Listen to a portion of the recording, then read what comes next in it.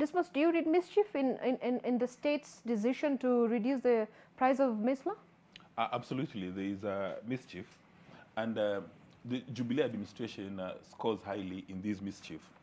5 years ago today, we had the crisis of Unga, and they offered subsidies. Then as soon as the elections were over, they disappeared, and they left the market forces, demand and supply, to inform the price. Now, 4 weeks to an election, the same script is being replayed all over again. And again, they want to influence the voting patterns. Well, it's an economic decision, but one can see that the motive is actually politics. Because why is it only for 4 years? Sorry, for only for 4 weeks. Because 4 weeks from now would have elected the next set of our leaders. And in my view, what the Jubilee administration needs to do, or what they needed to do, or whether it's going to be Azimio or Kenya Kwanza, is to give us a long-term solution. This is as good as giving somebody who is suffering from malaria a Panadol. It's some sort of an ambulance solution. We need long-term solutions. We need to ask ourselves, how come the cost of production in Kenya is extremely high? How come the cost of producing maize in Kenya is higher than all our neighbors? Even the potatoes we consume in Kenya, or not potatoes, the onions and tomatoes come from our neighbors. The chicken, the eggs come from our neighbors.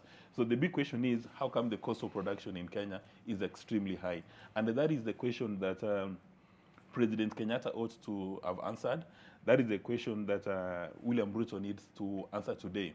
So as we have this conversation, William Ruto has no moral authority or ground to question this decision, because he participated in making the same decisions 5 years ago.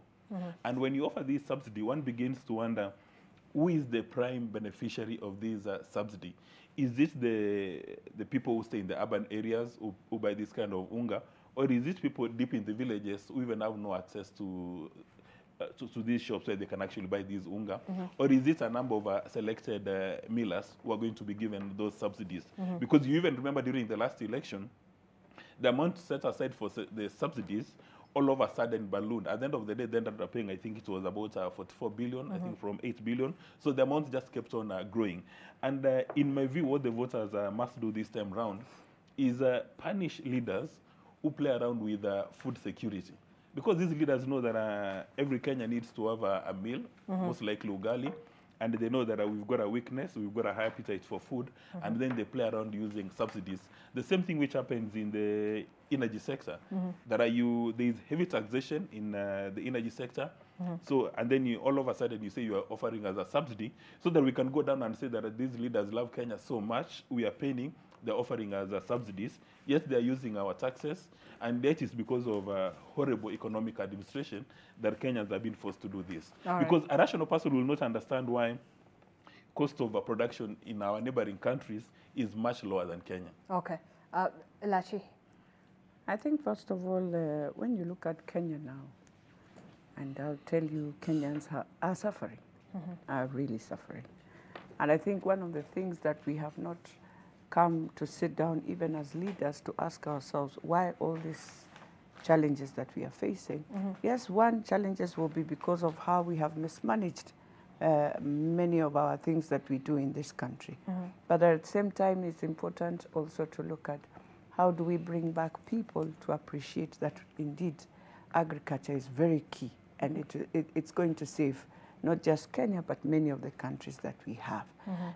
For now, I would say, I mean, whether we are leaders, we feel this was a wrong decision, a right decision. For now, Kenyans that we have, it's a right decision for them. But it's, because, well, for us here, all of us will talk. We are on a salary. You need to go to Madari, Korokocho, now speak that issue there. Because it is important, I think, for all of us leaders to start understanding our country. We come here, we talk, we cosmetic things. Let me tell you, Kenyans today, even in Nairobi, let me not talk about all over, let me talk about Nairobi. In Nairobi, we have women who were doing just informal jobs. They would come to your house, wash, get something. After COVID, many people changed that.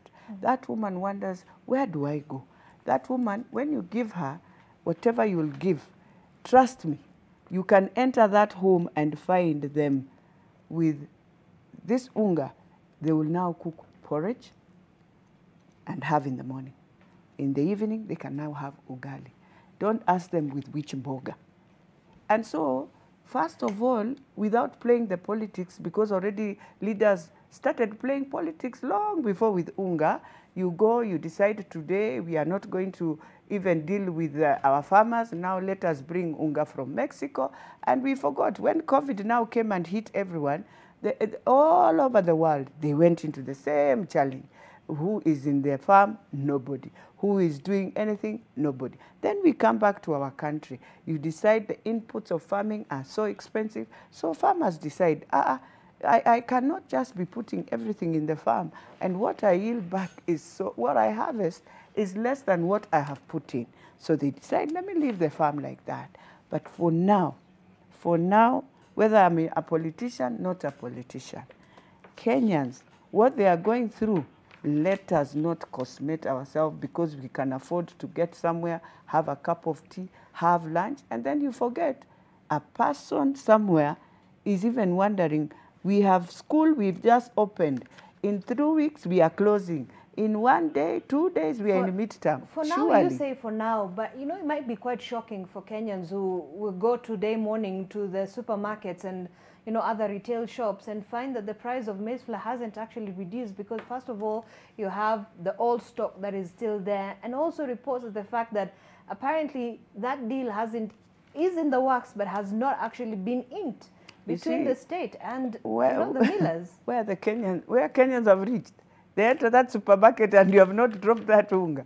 You will know. So this means that it will actually take up to a couple of weeks before Kenyans actually feel the impact of this. It depends. For a moment. It depends. How come our political leaders make the right economic decisions once every 5 years? Should it not this be a best practice?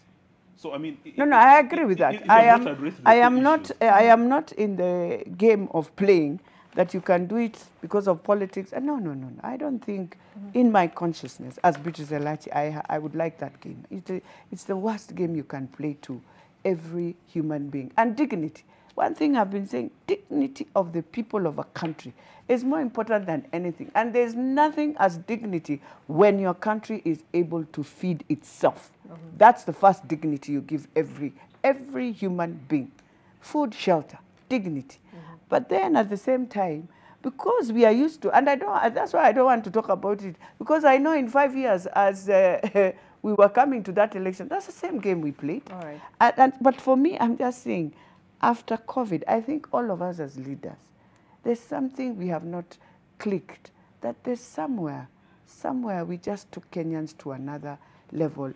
And it's not Kenya alone, but I'm just saying, because of our own way of doing and our own administration, the way we run government the first 5 years, then we come not knowing that we will have a pandemic that will come and put the country where we are. All right. I think it's important for all of us just to take responsibility. But for me, this will assist Kenyans who right now really need food. Okay. Yeah. Duncan.